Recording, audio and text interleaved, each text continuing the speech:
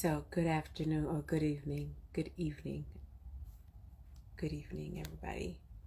Welcome to the Creative Overcomer. This is the late night edition. We're normally on at 10 p.m., but tonight is a little different. Tonight is a little different. So, just bear with me. Tonight's topic is a little rough. Tonight's topic is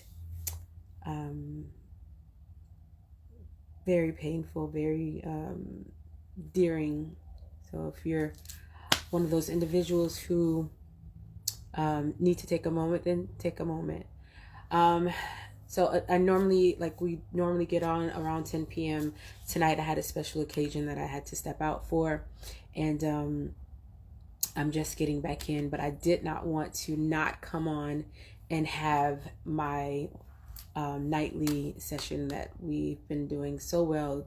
This is day 23. If this is your first time on, my name is Stefanie White, and I am the lead creative of Rave Creative Impressions, and I am a voice for the creatives, training my ear to listen to the one and only creator. To find out more about me, you can always go to the website www.stefaniewhite.com, and you can connect with us on Rave World 2.0 on Facebook, IG, and on YouTube. Again, I am normally here every single night in the month of November at 10 p.m. Tonight is a little different, so make sure you catch me tomorrow at 10 p.m., giving you 30 minutes for 30 days. If you're catching this as a replay, make sure that you give me hearts, thumbs up, thank you, comments, engage with me so that I can engage with you. All right. Ready to jump into this topic on tonight? I'm going to get through it as much as I can. I had to realize that a lot of these different sessions are for other people. I've gone through it. I've overcome certain situations, and I know I am being so obedient because there is someone else who has been feeling how I have felt, and they need to hear someone who has gone through it, who's made it out on the other side. And I promise to be transparent and unmuzzled. So tonight's topic is about painful and birthless. This is going to be one of those nights that I'm just going to go off the script and say whatever needs to be said. I've already prayed before I got on here, and so anything that comes out at this point is going to come out. So again, I've spoken about this. If you never caught a night with me, I've spoken about, the sexual abuse. I've spoken about many different things in my past. And so tonight, because it's called Painful and Birthless, I need to break down how that affected my creativity. For me, going through so many different traumatic experiences, there was one particular moment that stood out to me when I turned 18. And I want to say that, and it might not be true, I want to say that this was a moment that, for me, literally changed how I felt as a young woman.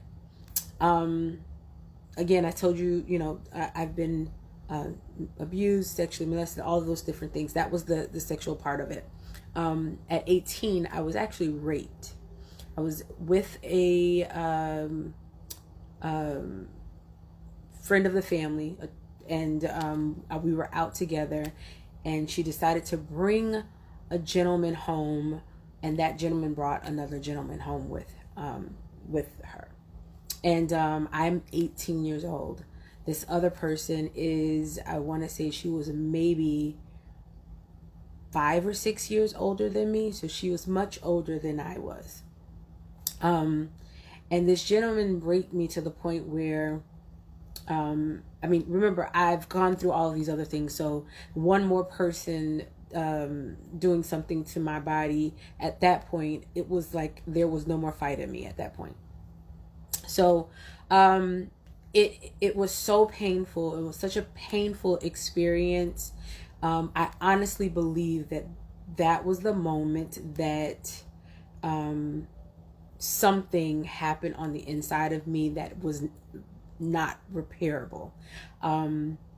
Going into my very first marriage, I really wanted a family. And I've never really, growing up, I never ever talked about wanting a family or wanting kids, wanting a husband. My family never heard me talk about that. But I wanted children, and I wanted children pretty early on in the marriage. So I've never been pregnant before. I've never had a miscarriage. I've gone through 2 marriages, never been pregnant, never had a miscarriage, nothing like that. Never. I've tried to conceive, but I figured that it was just not the right moment, and I had to come to the grips and the terms with it just not being the right moment. But there was always something in the back of my mind that really made me think that maybe that was the moment, that something broke on the inside of me and I was not able to have children. And I never shared it with my husband. I never shared it with a lot of people because I just didn't want to really speak that out loud. And so I do know that going through just those different situations, I really wanted to actually feel the love of a child, to actually carry a child. I am now 40 years old, and I think turning 40 for me was the moment that I had to say, Stefanie, if it doesn't happen, you have to be okay with it. I really have to give a shout out, and I'm probably gonna let her see this, but I really have to give a shout out to my goddaughter Kiani Nicole Clark. She is my first goddaughter. I do have a godson. Actually, I have 2 godsons. But she is the only goddaughter that I have, that I actually have from birth. I've watched her. I've helped to be a part of her life, raising her. And I don't really say I raised her. I was there when she needed me. We've gone through various rough patches that, parents and children happen every now and then. But if it was not for Kiani, who she is now 18 years old. But if it wasn't for her, I do not think that I would have been able to overcome this painful and birthless point of my life. And I say that because watching her to grow, she was very, very much like, she was very, very like attached to me from birth. And so it was a great feeling that I didn't give birth to her, but she would be like the light that I needed. It was opportunities or different times that she would call me and she would say, Gotti, I really just love you. And for me to hear that from her really just changed my mindset on the fact that I didn't physically give birth to her. So I want to say this, and I say this publicly. This will be something that she'll always be able to see.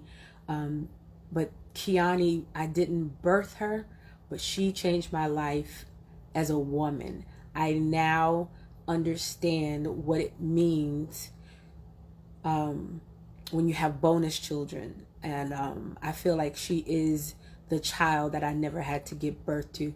She calls me, she checks on me, she includes me with what's going on in school, she includes me with what's going on in her life.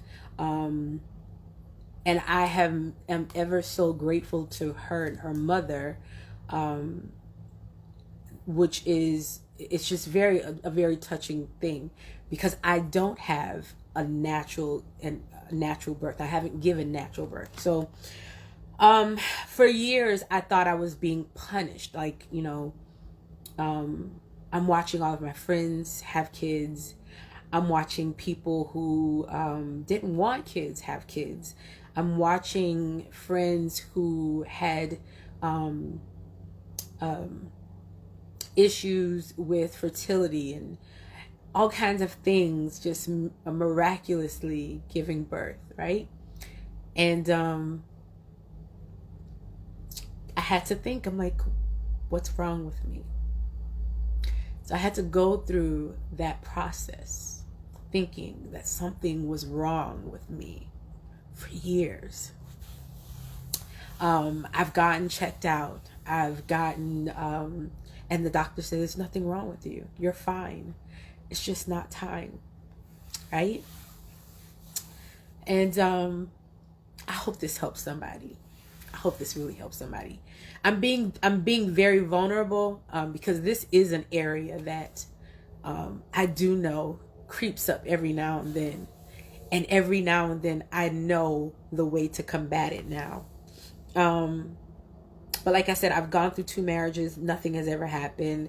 And it started to consume me to the point where I didn't want to. So that contributed to depression. That contributed to I'm just not good enough. Like, something is wrong with me.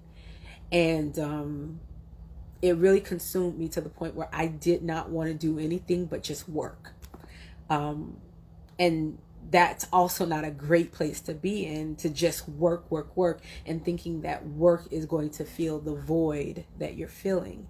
So a lot of the things, and I'm sorry I keep saying but a lot of the things that I've had to go through, I've gone through them, and the void of not having that child that I can call my own, not having you would be on here. Not having that child. But like I said, it is now a different season. Like, I went through that place of pain, and I have been able to channel that place of pain and really put it into a positive spin. Now, let me really quickly back up, because I think I need to address this in the right manner. I don't think that God has forsaken me. I don't think that something is wrong with me. I don't look at everybody else who's having kids and feel as if they are they're not right to be parents, or I don't feel that about anybody. I honestly believe that I am in a special place, that God really has me in a special place, and there's a special child that is directly for me, that I will be able to say, I am the mother, I am raising this child. And I know there was one thing that I asked God. I said, God, whatever you do, whenever it happens, I don't want to be a mother to children who do not have a father. I don't want to be a mother to children who has to deal with certain situations of neglect or abandonment. I don't want my children to feel that way. So if that means that I need to first get me together, then so be it. I'm okay with, like, I just don't want my children going through certain situations. And so for me, I think the way that he heard that, And the way that he has orchestrated all of this, it had to be the right timing. It just could not be anything out of place. And God knows, I can say this very clearly. God knows I did not want to have children from either one of my husbands. God knows they were not the father that I wanted. Well, I don't want to say that about both, but I just knew that there was a reason for me not having children with my marriage. So how did I overcome this? So I had to just begin to say, I trust God, that God knows best. That's it. I'm no longer trying to control the outcome of whatever happens in my life. Because I know it's easier said than done. And I know sometimes we feel like, you know what, God, like you said you're going to do this. You promised this was going to happen. And I really am at a place of peace where I just want whatever God wants for me. And if that right now is not a child, I don't see anything wrong with me being 43 years old and having a 1-2 year old running around. I don't see anything wrong with that, because I believe that whatever God is going to give me, he's going to give it to me in the proper timing. He's going to give it to me when I can best handle it. He's going to give it to me when I'm able to deposit the most positive words of affirmation to my children. Like right now, I may not be able to do that. So it is a moment that you really have to say to yourself, God, just help me to work on me. I trust you that whatever you're doing, this is an outcome that you want for me, not something that I am putting together because I want it that bad. I just want what he's going to give me. All of y'all. Okay. So the other thing I had to do was say that life is too short. Life is too short to consume with the what ifs, the why comes. Like, I don't want to live life thinking, about the what ifs. Like, every single day, there are individuals who are leaving this world, leaving this earth. And for me to sit and consume my life with the things that I don't have yet, I cannot do that any longer.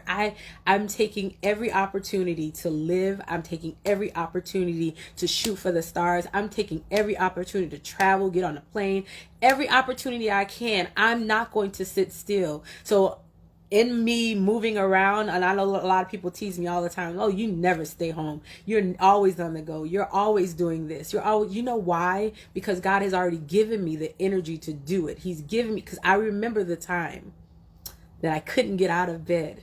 I remember the time that I was so stricken with tears and grief and anguish about not giving birth that I did nothing.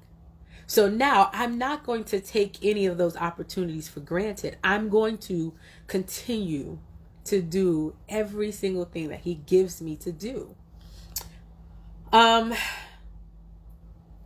So another thing that I am doing, and I'm actually in the process of getting these things together. I thought about when I wanted to get married. When I wanted to get married, and I felt like I was ready for marriage. I really felt like, I want to have a companion. If you know my story, growing up high school, I said I was never getting married. I had a disdain taste for marriage. Like, that was not my portion. I don't even want to be in a marriage. And I said that all the way until I was about 21 years old. And then something clicked. It happened like a really, really, and it wasn't because I met anybody, but it was something about wanting children, and I didn't want to have children out of wedlock. And I was very adamant about that. And I remember a message at church one night, and the lady said, if you want it, plan for it. It's like, if you want the house, plan for the house. If you want the marriage, plan for the marriage. If you want this, whatever you want, plan for it, right? So me and my creative self, I grabbed a binder and I started to clip out pictures of bridal gowns and color schemes and flowers and all kinds of things. I had a binder that I started that year. And I, every now and then, I would cut pictures. This was not, Pinterest was not around. I was cutting pictures out of magazines. And this was before vision boards and everything. I was already cutting things out of magazines, and I organized it. I already had my groomsmen, and I had my bridesmaid. I didn't even have the guy yet, but I actually started to plan it. The day that I would want it, the time of day, everything, colors, everything. And so I felt like the same way that I did that. And by the way, I did that, and I want to say maybe a year later, that my husband came into the picture and we were married. I had the book complete. Everything that, I called vendors. I knew where I was getting my flowers from. Everything was done. I took the book once I got proposed and the proposal happened. I took the book and gave it to the wedding planner, and that was it. And she executed. That was all that needed to be done. Everything was planned. Now, I am a planner at heart, so it was easy for me to do.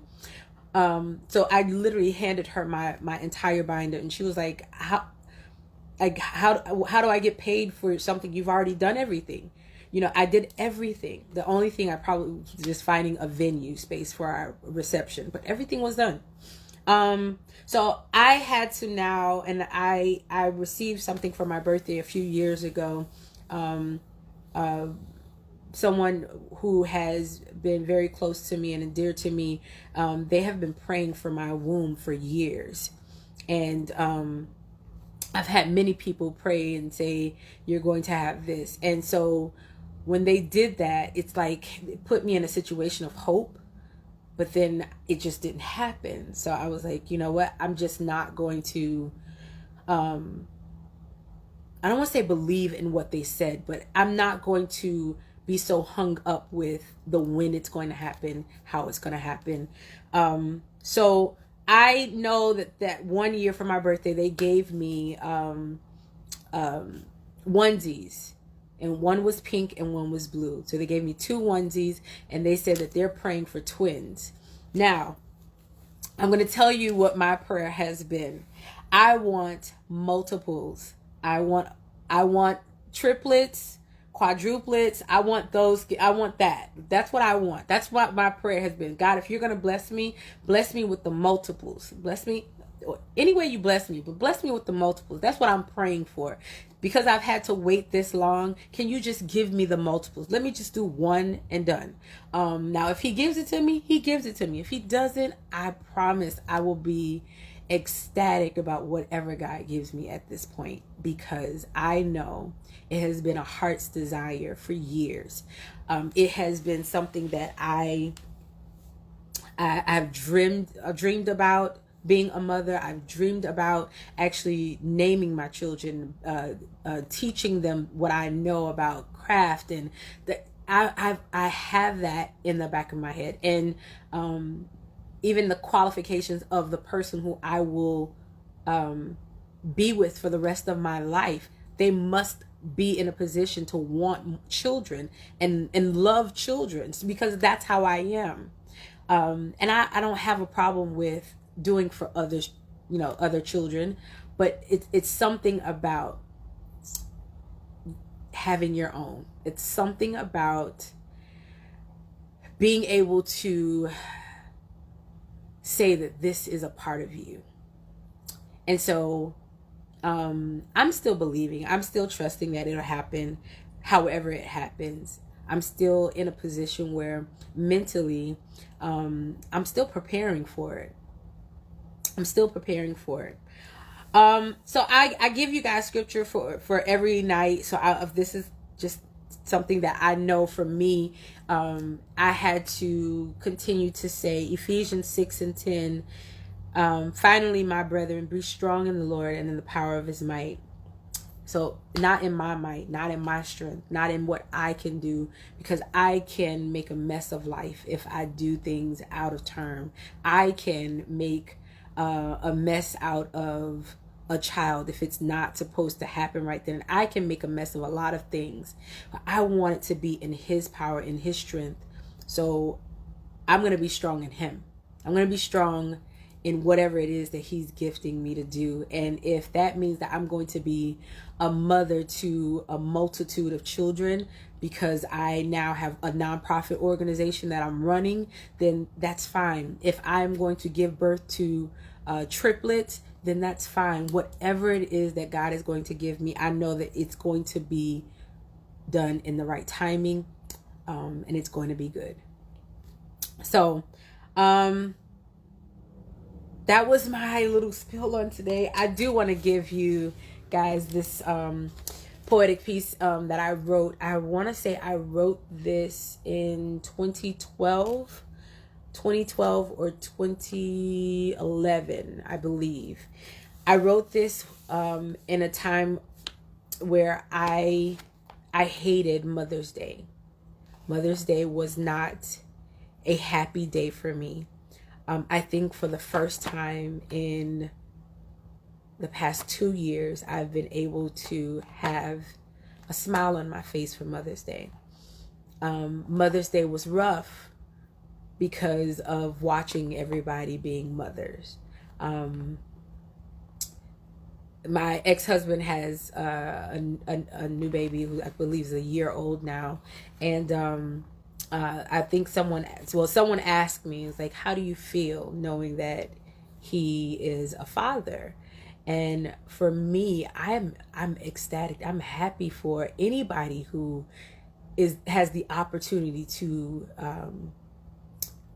be fruitful and multiply. I don't hate anyone. I don't envy anyone, but I know that for me, there is a special moment that's going to happen, and I am more excited about just what's to come, and I'm not concerning myself with what has not happened.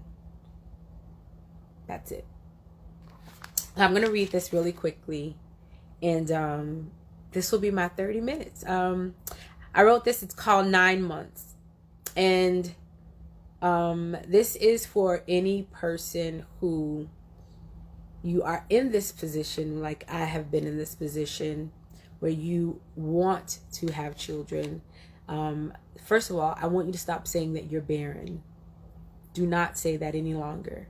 Don't call yourself barren. You're not. You just may give birth in a different way. Do not feel like you're less than a person, less than a woman, because that's a heavy load to carry. Feeling like you're less than anything. You are just set apart for a different time, a different season, and you have a different assignment on your life. All right, so it's called 9 months, and it says, anticipating the day when my womb will agree with my soul, concentrating on staying focused, continuing to reach towards my goal, desiring the kicks and the labor pains, contemplating on wallpaper, furniture, and baby names. One may think that I'm crazy to want to give it up, but I feel I've mastered this freedom thing long enough. Longing to treasure a human being, and in return they treasure me. Feeling not so ladylike every day, watching the invitations to weddings and baby showers tossed my way. Parenting comes with struggles and woes, but this single lonely life has got to go.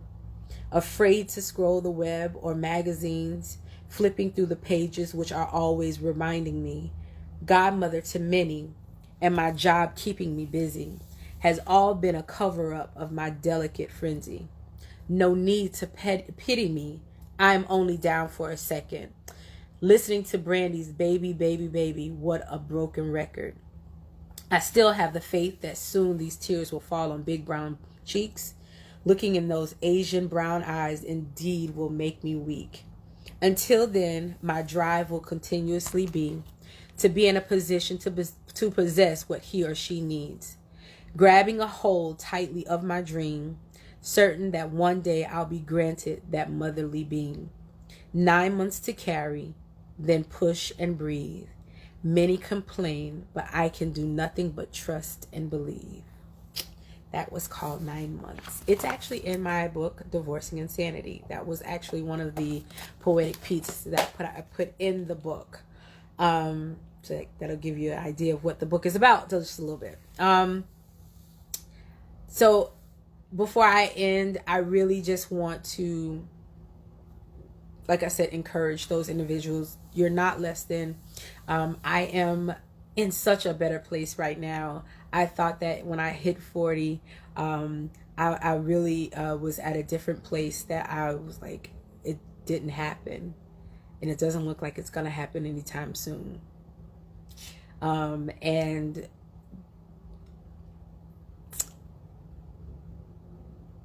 if it happens, it happens. If it doesn't, I am okay. I've gotten to the point now where I am okay. I will love the ones that I have. My godchildren I hold extremely dear to me. There are other kids, like my nieces and my nephew, that I hold dear to me. My nephews, I love them as much as they will allow me to love on them, because they're getting so big, so they don't allow you to love on them like that anymore. But I am just happy about the new mindset. Yeah, God, Janet was 50, but Janet also has money.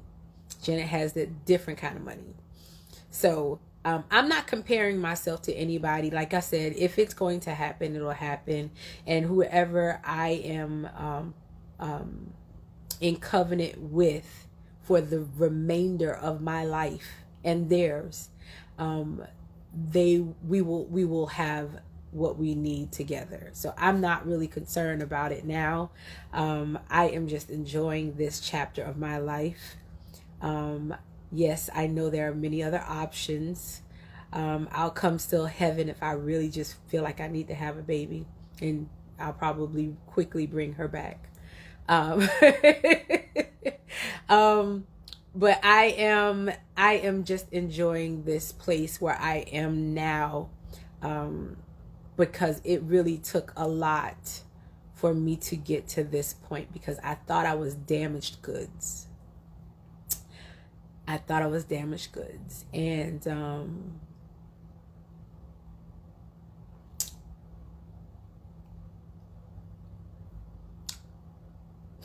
okay, hold on. Knowing that every day,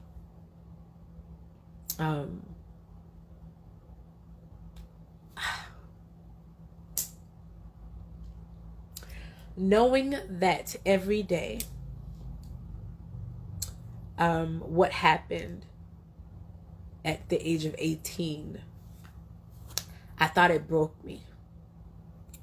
But the fact that I've been able to muscle up this amount of faith and this amount of strength because of who I'm connected to, and that is God, it's a whole nother feeling now. So I want everybody who is in that same position to get past the pain, get past the birthless, and I called it birthless for a reason. It's not barren. I'm not barren. I can birth. It's just the timing is not right now. He's preparing my body. He's preparing my mind. He's preparing me for a lot of things. And I am just ready for whatever he has for me. So thank you for joining me. I'm sorry that it gets a bit emotional talking about it, because I'm telling you guys, you don't understand where I was back then mentally. It just wasn't a good place. And a lot of people didn't even know. I didn't talk about it. I didn't tell anybody about it. I was ashamed for it, thinking that there was something wrong with me. But I'm telling you guys, It's something about being connected to him that really just puts you at peace with those areas of your life that you do not think can heal. I love you too, Gotti. I love you. So thank you for joining me. This is another night. This is night 23. I know this is the late night edition. I came on a little late because I was out with my spiritual mentor and celebrating her birthday. I have not seen her throughout this entire pandemic. Actually, I want to say since the beginning of the year, since January. So this was a good night. And this is, we're almost to the end, guys. This is night 23. Tomorrow there's another topic, and I want you to join me tomorrow. I will share this broadcast. I will share this live. I didn't share it on my page because it wasn't the original time, but I will share this tonight. If you watch this as a replay, I hope this helps you. I hope this helps heal the part of you that you've been trying to fix on your own, to let you know that you cannot fix it on your own. In the power of his might, be strong in the Lord. In the power of his might, his strength, not your own. All right, so join me again tomorrow right here. Again, I am Stefanie White. I am the creative overcomer. And tonight, I let it all out. I gave you a little tears. If you want to connect with me, make sure you go to my website, which is www.stefaniewhite.com. And you can also keep connected to me. Connected to me. All of the videos from day one, November 1st, they're on YouTube. If you go to Rave World 2.0, RAVE World 2.0, you'll find all the videos from night one. And you'll see all of the different topics, all of the different ways that I have overcome many, many obstacles, many situations, many different things that we don't talk about. And this is to help every single person who is a creative and you're stuck. If there is a particular topic that you really want to see, they're on YouTube. They're on YouTube, and you can watch the replay. Join me again tomorrow. Again, we have another topic, new topic right here, 10 p.m. I will meet you here to finish the matter. We're almost done. Day 23. We have 7 more days to go, and November will be over, and the creative overcomer will take a break. All right. Thank you so much. And we're going to end it the same way we end it every single night. I say this mantra, and I say this mantra for my creatives, and hopefully it gets inside of your heart, your spirit, your mind, your soul, and you continue to say this to yourself even after November. And it is, if you don't do it, who else will? Because nobody can do what you are purposed to do like you. So be creative, be unique, and be purposeful. Until we meet again tomorrow, have a great night, everybody.